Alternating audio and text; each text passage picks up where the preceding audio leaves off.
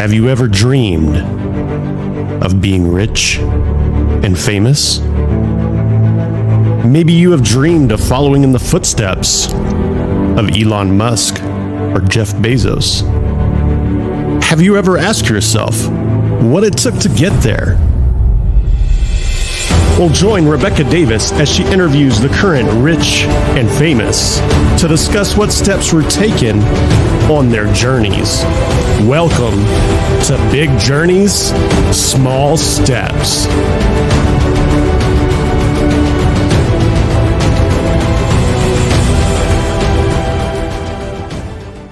Good morning, everybody. This is Big Journey, Small Steps. And today I have some very, very, very special guests coming in all the way from Dubai. Caroline and Sergio. Are you guys in Dubai right now? We are. Yeah, we're here. What's the weather like there? I'm curious. There's been nothing but crazy storms here. It's hot. We're sitting in aircon, but it's very hot actually. Lovely. Yeah. I've just been lying by the pool. Oh my gosh. So it's like your summertime there. Yeah. Wow, that's crazy. So we're just coming into spring here. Well, I'm so excited for you guys to be on our show today. Thank you so much for joining us. What we like to discuss is how you got to where you are. So we want to go way back. I was doing some reading, and Caroline, I noticed you started in the gift business. Can you take us back to that? How did you get involved in that, and where did it go from there? Well, I was a stylist before, where I started shopping for very, very high net worth individuals, just because they were cash rich and time poor, I guess, and they always liked what I was wearing. So I started styling for them, and it really led so organically because I built this database of very important clients over the years, and that trusted me with everything. And then I would get home, be going to a dinner party, never had a gift, never had the gifts for the house, and I was like, I don't have any time, because it was the end of the day. And then I was like, God, there was the days that Net-a-Porter started, and I was like, wouldn't it be great if I could just order online gifts, have it wrapped, and sent it straight to my friend's house? And that's really how it came about. And then I raised a lot of money for it, and it grew and grew for, I think it was over nearly 10 years I had that business. And then in between, housewives came. So,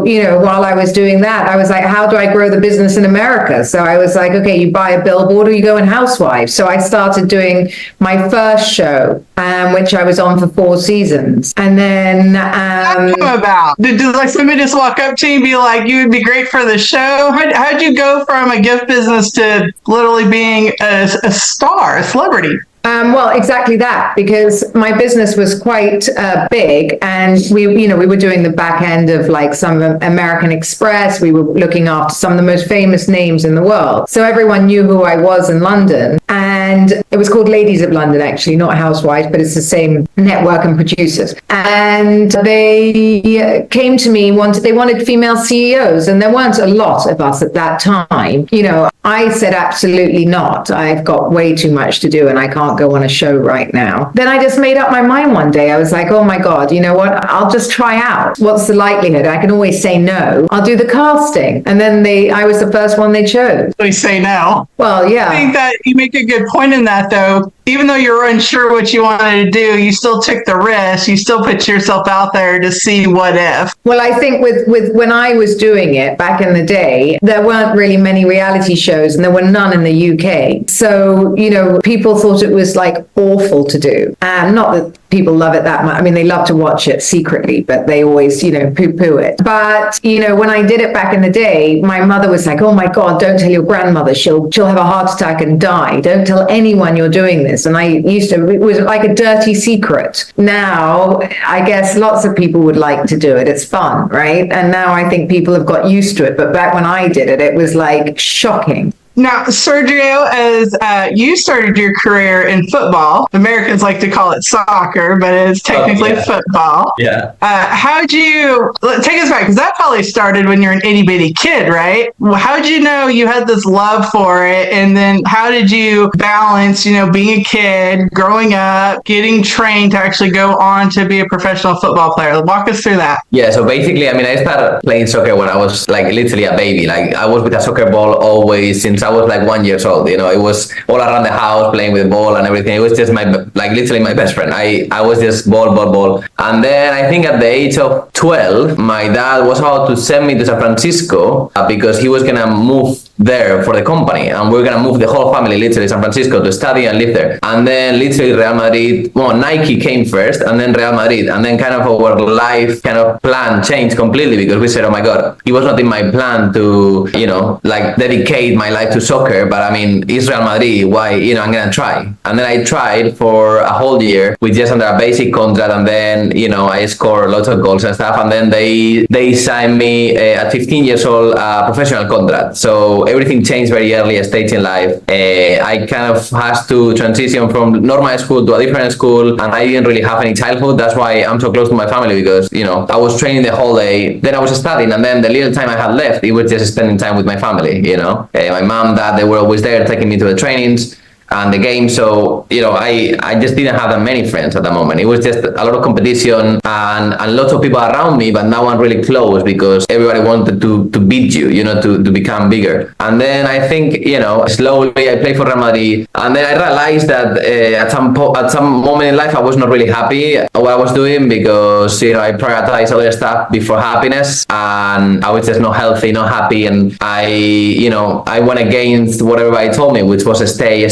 And then I switched completely, moved to the US. I mean, lived a little bit in Europe in different places, playing soccer and using the name I got from Real Madrid. And then I moved to the US and tried soccer again. But I got a good feeling that it was not my path anymore. So I changed completely careers, got my master's, and switched into business. And honestly, it was the best decision I ever took, because I managed to use all the connections I have from soccer to kind of, you know, transition into business. I think that the main kind of, like, if I can give any advice, is just don't be afraid of taking any decisions, because even though I thought it was the worst decision that happened to me, because it was quitting my dream, it was the best in a long term, because it opened me so many doors, and, you know, it allowed me to be who I am today. Now, are you still involved somehow? I think I saw that you're coaching. Is that correct? No, I'm not coaching.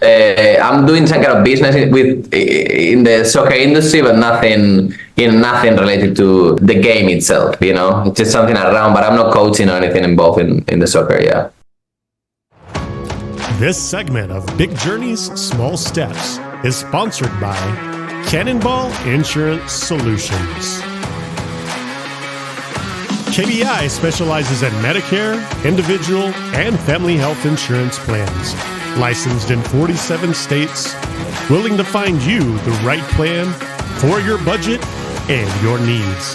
Give them a call at 254-918-5444 or check them out online at kbisolutionsllc.com. That's Cannonball Insurance Solutions with a K. Obviously, everybody knows there's a little age difference between y'all. I love it. My mother was actually 13 years older than my father, and they were married for 47 years. Oh, wow. Oh, wow. 47 years. How do you guys manage, because you're super, super busy and, you know, fairly new. I mean, not newlyweds, but you're still fairly newlyweds. You're not 47 years into it, that's for sure. How do you guys balance your personal lives, your family lives, and your business, and how do you help each other out with that? We tried, I think, to kind of like listen to each other and understand the needs that each of them has, and yes, don't look at me like that. And then just I think it's just trying to find that balance, you know, because I mean, obviously we are humans, and, you know, I would love Caroline to be 100%, you know, how my dream wife would be, and I know she would want me to be how her dream husband would be, but I cannot do that. So I think we just have to look at the positive things that each of us add to the relationship, which are a lot, and then always smile and never take them for granted, and then try to work together. And that's what we kind of try to do, just work together to try to just find that balance, you know, because I think that's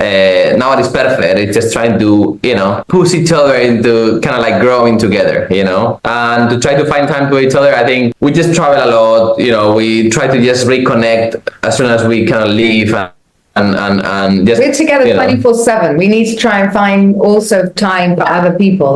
We have the opposite problem. Kind of. But, Caroline, you know, I remember the exact moment I fell in love with my husband. I'm sure you remember yours as Sergio. Can you share a piece of that with us? yeah, I would like to ask her that actually. Do you remember the exact moment you fell in love with your husband? I'm the goldfish, so I don't know. I think What was it? I need to know. Actually, that's a question I don't know, so please. you straight away, like I thought it was hot. Not hot. Fell in love. I Completely know, different. I know. I've got to remember. Oh, I can God. barely remember my own name. Okay. I don't know when it happened. Excuses. Probably on one of our trips. And I That's just knew so I didn't want long to go. in the go relationship home. already. Oh my God. Okay. I'm a slow burn. What can I say? He was 20 years younger. I could hardly go. You know, I worked out last night when I got married the first time round. He was 6. Oh God. Okay. This is great. I'm dining out on We this. didn't ask that. We asked when did you fall in love? I can't remember when you moved here, maybe. When I moved here already, No, like before. oh, I don't even all right. remember. When did you? in the first 2 months. The first day I saw her, I was like, wow, look at her. Like she's looking all this pretty with this like pink dress, like long one, amazing. And then we It's literally. different. He was a young boy. Like young boys' hormones go crazy straight away. I had to be more practical. So you didn't feel it in the beginning? No, I felt it, but I don't know whether it was lust or love. Oh my God. I'm done. Oh, We're getting cracking me divorced up. after this podcast, so thanks. Well, I know your guys' schedule is super busy, so I won't keep you. I super appreciate your time with me today, and everybody on Big Journey, Small Steps are just going to love y'all. Thank you so much, and have an amazing rest of your day, and I look forward to all your new adventures. Thank Have a you. good day. Bye-bye, Rebecca. Thank you for being a part of Big Journeys, Small Steps. If you like our content, you can find us on YouTube, Spotify, and Facebook. Be sure to share, subscribe, and like so we can continue to create quality content. Until next time.